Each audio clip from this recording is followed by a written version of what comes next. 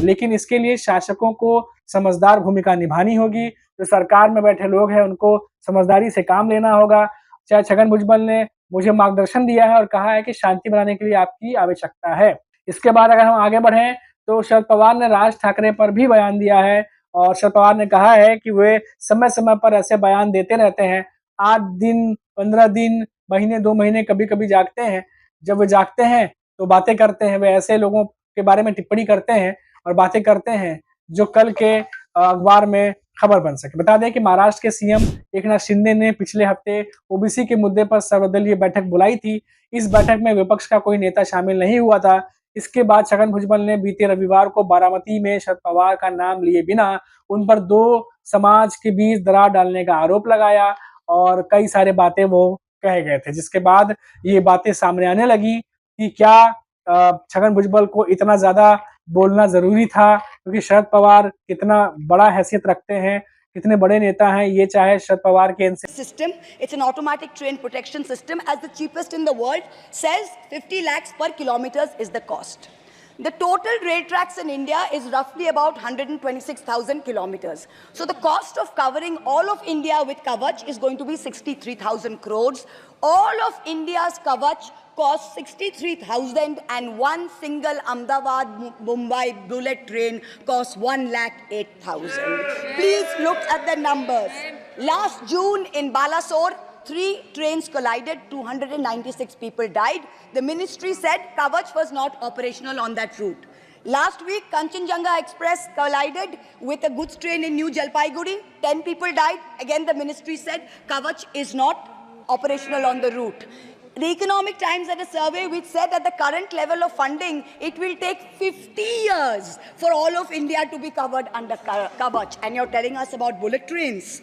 इस 1 साल में कई रेल दुर्घटनाएं हो चुकी हैं। 2 महीने से कम में यह दूसरी दुर्घटना है।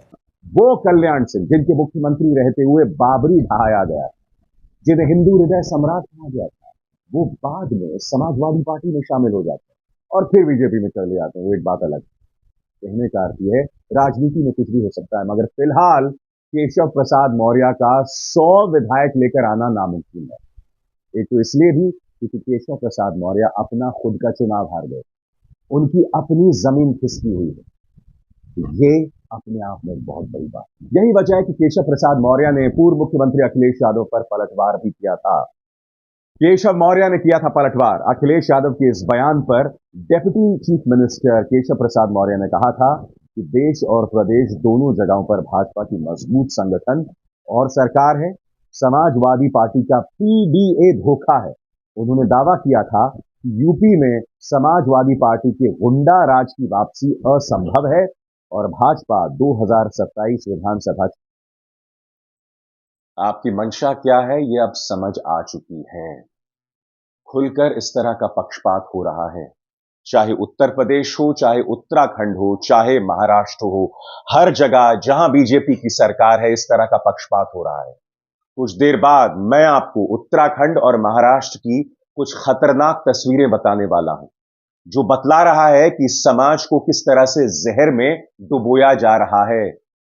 असदुद्दीन ओवैसी ने भी इस मुद्दे पर तल्ख तेवर अपनाए। वो कहते हैं, उत्तर प्रदेश पुलिस के आदेश के अनुसार अब हर खाने वाली दुकान या ठेले के मालिक को अपना नाम बोर्ड पर लगाना होगा, ताकि कोई कावड़िया गलती से मुसलमान की दुकान से कुछ ना खरीद ले। इसे दक्षिण अफ्रीका में अपार्थाइड कहा जाता था और हिटलर की जर्मनी में इसका नाम जूडन बॉयकॉट था, यानी यहूदियों का बॉयकॉट। तल्ख तेवर यहां दिखाई दे रहे हैं। जी हाँ दोस्तों, गुजरात मॉडल की हवा उड़ चुकी है दोस्तों। पहले आपने खबर सुनी होगी और वीडियो देखा होगा कि एक प्राइवेट होटल में 40 पदों के लिए कितनी भीड़ लग गई थी। मतलब वो जो बैरियर था वो टूट गया था दोस्तों। अब ये मॉडल कौन सा दोस्तों मुझे समझ में नहीं आ रहा है। कितना बेरोजगारी थी इसके अंदर, पर कोई ज्ञान नहीं। और जो निर्मला सीतारमण, इन जैसे मैंने घटिया औरत मैंने आज तक नहीं देखी। टैक्स पे टैक्स और रोज़गार के नाम पे ठेंगा दिखाया जा रहा है, युवाओं के साथ मजाक बनाया जा रहा है। पर युवाओं ने जिस तरह इनको वोट में 240 सीटें दे के हराया था दोस्तों, अब आने वाला समय है कि इनको 1 सीटें भी ना दिया जाए, क्योंकि इन्हें मनमर्जी बना रखा दोस्तों। देश का भट्टा तो बिठा दिया बीजेपी ने और क्या ये बिठाएंगे, भट्टा बैठ चुका देश को दोस्तों। और आने वाले समय में 70 सालों से सरकार क्यों नहीं आई, अब हमें समझ में आ रहा है कि 70 सालों से सरकार क्यों नहीं आई। नंबर 2 है, ज़मानत मिल चुकी है केजरीवाल को, एक राहत की सांस उनको मिली है, तो केजरीवाल की ज़मानत को मिल गई दोस्तों। पर एक खबर ये है कि सीबीआई केंद्र के अधीन है।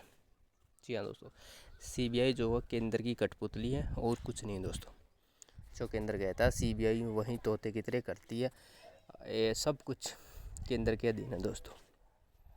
कोई इनको कोई फ़ायदा नहीं है, कुत्ते हैं, सीबीआई कुत्ते हैं, और जैसे कुत्ता रोटी डालते हैं और मालिक के लिए काम करता है, वैसे ही सीबीआई का जो है वो हाल अब हो चुका दोस्तों। खबरें बहुत हैं पर बताने के लिए कुछ नहीं है।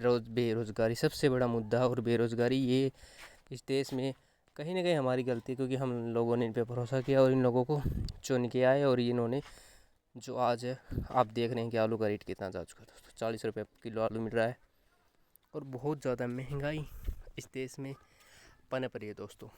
कभी टमाटर का रेट ऊपर चला जाता, कभी किसी का, और कहीं ना कहीं हमारी भी एक जिम्मेदारी बनती है धीरे धीरे हमें अपना वोट सही समझ के देना चाहिए। पर अब लोग जागरूक हुए हैं, और जिस तरह अयोध्या में इनको हो रहा है, एक बहुत बड़ी खबर। और बेरोज़गारी सबसे बड़ा मुद्दा जो यहाँ पे रहा है दोस्तों, और सबसे बड़ी खबर ही यही है दोस्तों। सीबीआई जो कठपुतली बनी है दोस्तों, मुझे लग रहा है ये सीबीआई का एक जिस तरह फर्जी केस डाल दिया है केजरीवाल पे।